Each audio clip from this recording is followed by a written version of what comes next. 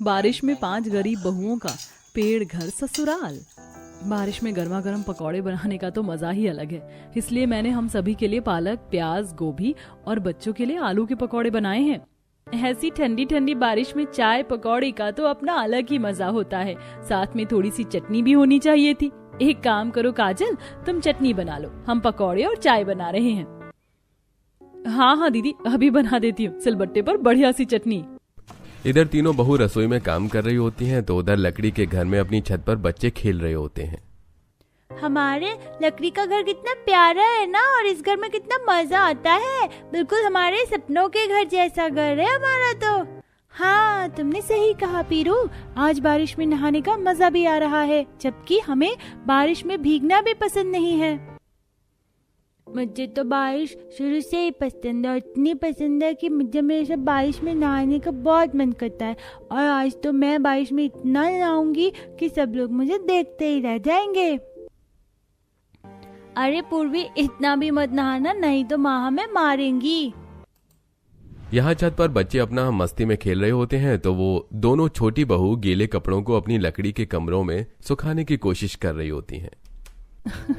ये बारिश भी ना जब भी होती है हमारे कपड़ों को गीला कर ही देती है। और पता है पूजा, जब भी मैं कपड़े धोती हूँ तभी बारिश आती है। मुझे लगता है बारिश को मुझसे कुछ ज्यादा ही दुश्मनी है। बेचारी बारिश किसी को अच्छी लगती है, किसी को बुरी लगती है, और कोई बेचारी बारिश को अपना दुश्मन ही समझ लेता है। अब बारिश का क्या ही कर सकते हैं, उसका कोई समय थोड़ी होता है आने का। और फिर आपको पता है ना दीदी, बारिश के चलते कितने किसानों को फायदा भी होता है। हमारे कपड़ों का क्या है, हम तो अपने कमरे में भी डालकर सुखा लेंगे।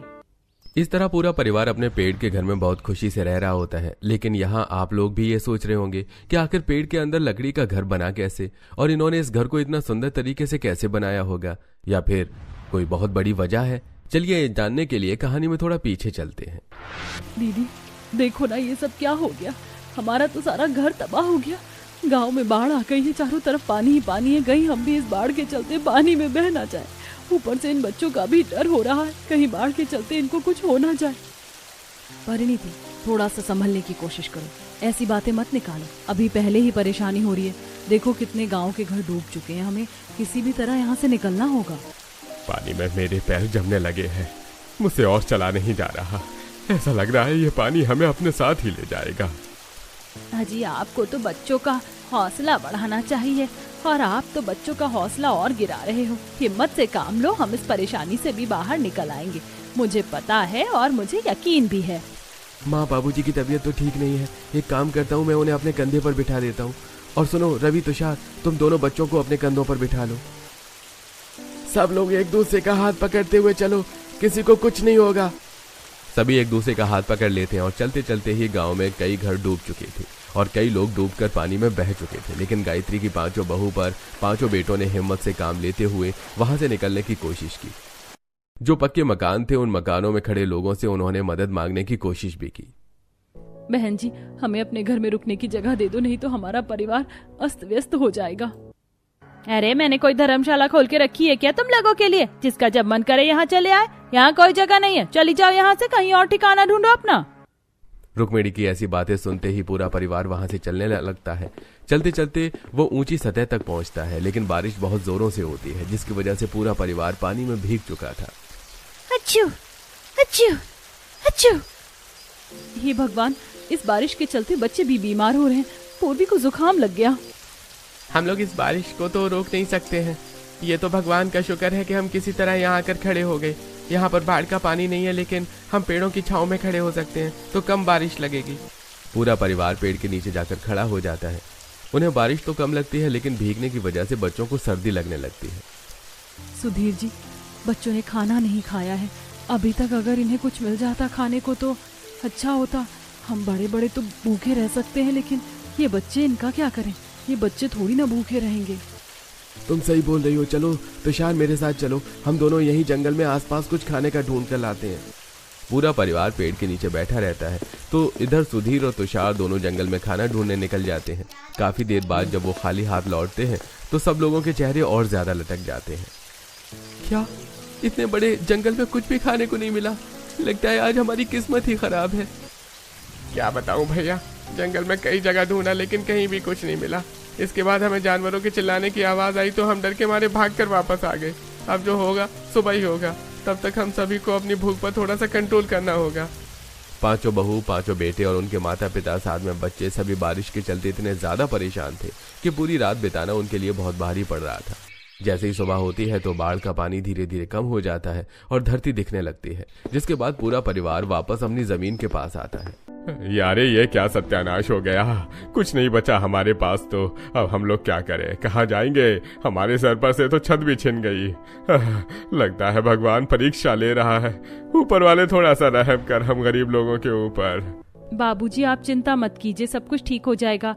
हम सब मिलकर कुछ न कुछ कर लेंगे इंतजाम अपने सर पर छत के लिए। सबसे पहले तो हमें अपनी छत का इंतजाम करना होगा। उसके लिए हमें बड़ी सी तिरपाल और कुछ डंडे चाहिए जिससे हम छोटी झोपड़ी जैसे रहने लायक गुजारा कर सके। तभी उन्हें एक जगह पर बड़ी सी पन्नी पड़ी हुई नजर आती है जिसे परिणीति उठा कर ले आती है। ये हमारे कुछ काम आ जाएगी। अब हमें 4 डंडे की जरूरत है। परिणीति के ऐसा कहने पर पांचों भाई मिलकर 4 डंडे लेकर आते हैं और इधर 5 बहू उन डंडों के ऊपर उसी पन्नी को अच्छे से बांध देती हैं, जिसके बाद वो एक टेंट की तरह बन जाता है और उसके नीचे पूरा परिवार बैठ जाता है। चलो भगवान का शुक्र है कि अब हमारे पास सर पर छत तो है। अब हमें खाने का इंतजाम करना होगा। बच्चे भी बहुत देर से भूखे हैं और बाबूजी और माँ जी का इतनी देर भूखा रहना ठीक नहीं। हमारे पास तो एक फूटी कौड़ी भी नहीं है। पहले हम खाने का इंतजाम कहाँ से करेंगे? मिट्टी से चूल्हा तो तैयार हो जाएगा, लेकिन चूल्हे पर पकने के लिए राशन कहाँ से आएगा? आप सभी यहाँ पर चूल्हा बनाने की कोशिश कीजिए, मैं और पूजा दीदी जाकर थोड़ा इंतजाम करने की कोशिश करते हैं। काजल और पूजा सभी से कुछ पैसे मांगती हैं, लेकिन गांव का कोई भी इंसान उनकी मदद नहीं करता। ऊपर से उनके मुंह पर भी दरवाजे बंद कर देते हैं। आखिर में जब एक घर में मदद मांगने जाते हैं तो भगवान की दुआ से इस दरवाजे को बंद मत करना। हम बहुत गरीब लोग हैं और हमारे ऊपर इस बाढ़ का बहुत ज्यादा कहर टूटा है। मैं आपके आगे हाथ जोड़ती हूँ। मेरा पूरा परिवार भूखा प्यासा बैठा है, कुछ खाने को दे दीजिए। काजल के इस तरह हाथ जोड़ते ही उस औरत को उसके ऊपर दया आ जाती है। मैं तो किसी भूखे इंसान को या किसी भिखारी को भी खाली हाथ अपने घर से जाने नहीं देती हूँ। फिर तुम तो जरूरतमंद हो, तो मैं तुम्हारी मदद जरूर करूंगी। सावित्री अपने घर से थोड़ा थोड़ा राशन बांधकर उन्हें देती है। साथ में जो उसने खाना बनाकर रखा था वो उन्हें बनाया हुआ खाना भी दे देती है। बहन जी आपका बहुत बहुत शुक्रिया। आज अगर आपने हमारी मदद न की होती तो पता नहीं क्या होता। अभी हम चलते हैं, हमारा परिवार भूखा प्यासा बैठा है। चलते चलते अचानक से फिर से बारिश शुरू हो जाती है और चारों तरफ धीरे धीरे गीला होने लगता है। अब वो बेचारे बारिश में कुछ बना तो पाते नहीं है, लेकिन जो बना हुआ उन्हें मिला था वही वो बच्चों को खिलाने के बाद थोड़ा थोड़ा सभी लोग खा लेते हैं। अपने ऊपर पानी गिरने से तो हम लोगों ने बचा लिया, लेकिन देखो ना, इस पन्नी में से भी पानी टप टप टपक रहा है। ऐसे तो हम बैठ भी नहीं पाएंगे। अगर मैंने समय पर मेहनत करके पैसे कमाए होते और अपने मकान को ठीक करके बनवा लिया होता और आज अगर हमारा पक्का मकान होता तो शायद हमें ये सारी परेशानी उठानी नहीं पड़ती। आज मेरा पूरा परिवार बिखर रहा है इस बारिश में। कोई बात नहीं पिताजी, अच्छे बुरे वक्त तो सभी के साथ चलते रहते हैं। आज हमारा बुरा वक्त चल रहा है, लेकिन एक न एक दिन हमारा भी अच्छा वक्त आएगा, मुझे यकीन है। हम तो चलो परेशानी उठा लें, लेकिन इन बच्चों का क्या करें? इस बारिश के चलते इन बच्चों की हालत मुझसे देखी नहीं जा रही। पिताजी मुझे बहुत जोरों से भूख लगी है। माँ ने जितना खाना दिया उससे मेरा पेट नहीं भरा। मुझे और खाना खाना है पिताजी, कुछ खाने को दो ना पिताजी। बारिश इतनी जोर से हो रही कि मिट्टी का चूल्हा जलाना भी आसान बात नहीं है। अब करें तो करें क्या? उनकी परेशानियां तो खत्म हो नहीं रही थी। ऊपर से गांव के लोग जब उन्हें इस हालत में देख रहे थे तो वो सभी उनकी मदद करने की वजह से उन्हें ताने सुना रहे थे। देखो देखो इन लोगों को, कैसे लोग हैं ये। बेचारी गायत्री बहन के 5 बेटे 5 बहू हैं, लेकिन किसी काम के नहीं। अरे 5 बेटे तो अगर मिलकर भी काम करें तो पूरे घर को अकेले संभाल लेंगे, लेकिन इनका एक भी बेटा काम का नहीं। 5 ही निकम्मे हैं। बेचारी गायत्री बहन के तो भाग्य ही फूटे हुए। 5 बेटे होने के बावजूद भी कोई सुख नहीं, कोई शांति नहीं। अरे देखो तो कितने ठाट बाट के बेटे हैं, इन्हें तो शर्म आनी चाहिए। अगर ये कहीं अच्छा खासा काम करें तो बेचारे बूढ़े माँ बाप को इस तरह परेशानी ना उठानी पड़े। अरे बहन, क्यों इनके पीछे अपना दिमाग खराब कर रही हो? इन्हें जितना भी समझा लो इन्हें कुछ समझ ही नहीं आने वाला। ये तो बस बैठकर खाने वाले लोगों में से हैं। बेचारे बूढ़े माँ बाप पता नहीं कैसे गुजारा कर रहे हैं इनके पीछे। गांव के लोगों की बातें 5 बहू और 5 बेटों को बहुत ही बुरी लगती है। गांव के लोग इतनी बड़ी बड़ी बातें तो कर देते हैं, लेकिन कोई हमारी मदद तक नहीं करता। और फिर हमें इतने समय से कहीं नौकरी नहीं मिल रही, तो इसमें हमारी क्या गलती है? जब भी कहीं नौकरी करने जाते हैं तो या तो जल्दी ही हमें हटा दिया जाता है या फिर नौकरी मिलती ही नहीं है। सही कह रहे हो भैया, लेकिन क्या करें, हमें कुछ तो करना ही होगा। हमारा इतना बड़ा परिवार है, कोई छोटा मोटा परिवार तो है नहीं। सभी को कितनी परेशानियां उठानी पड़ रही हैं, खास तौर पर हमारे बच्चों को। हाँ, तुषार ने बिल्कुल सही कहा। हम साथ पर हाथ धर कर नहीं बैठ सकते, हमें कोशिश करनी होगी, कहीं तो हमें कोई काम मिल जाएगा। हम पांचों भाई काम ढूंढने निकलते हैं। तुम पांचों माँ बाबूजी का ख्याल रखना और बच्चों का भी। बेचारे पांचों भाई बारिश में ही भीगते हुए काम ढूंढने निकल जाते हैं और इधर पांचों बहुएं किसी तरह चूल्हे को बारिश से बचाते हुए खाना बनाने की कोशिश करने में जुट जाती हैं। इधर तीनों बच्चे झोपड़ी में बैठे हुए दूसरों के पक्के मकान देखकर आपस में बातें करते हैं। वहाँ उस घर को देखो कितना सुंदर लग रहा है, और बिल्कुल पक्के मकान, पक्की ईंटों से बना हुआ है, तभी तो बारिश भी उस मकान का कुछ नहीं कर पाई। काश कि हमारा भी ऐसा ही कोई घर होता जहाँ हम हमेशा खुशी से रहते।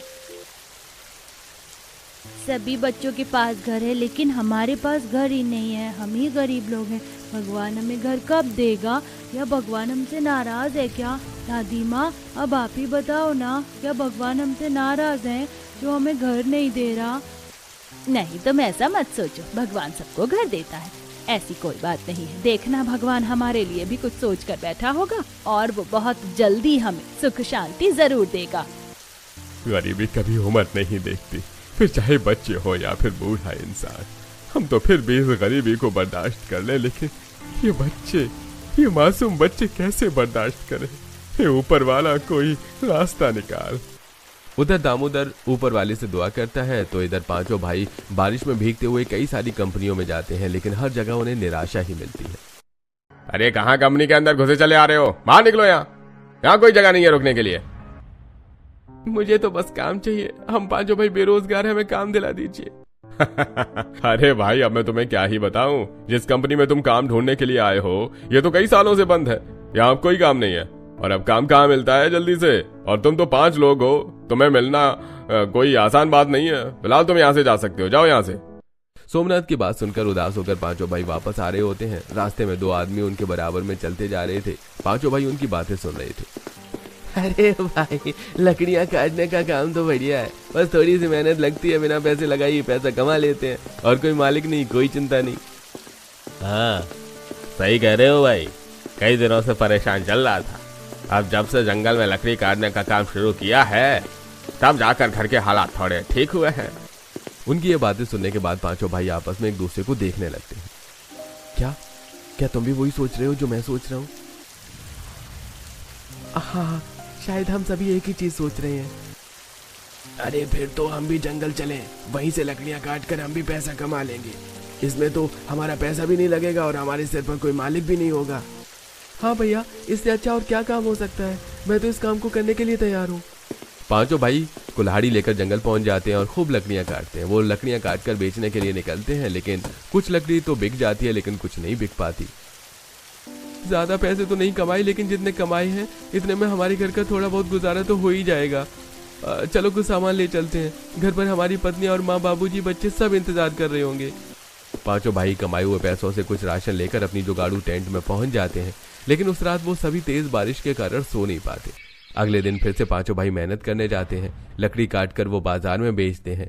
इससे उनके रोजमर्रा का खर्चा तो निकल ही रहा था, लेकिन एक दिन अचानक बारिश में ज्यादा भीगने की वजह से उनकी तबीयत खराब हो गई।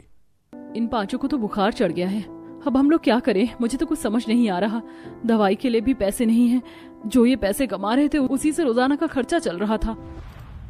मेरे मन में एक विचार आ रहा है। मैं सोच रही थी कि क्यों ना हम पांचों मिलकर जंगल में लकड़ी काटने चलें। अगर हम लकड़ी नहीं काटेंगे और ना उन्हें बेचेंगे तो हमें खाने के भी लाले पड़ जाएंगे।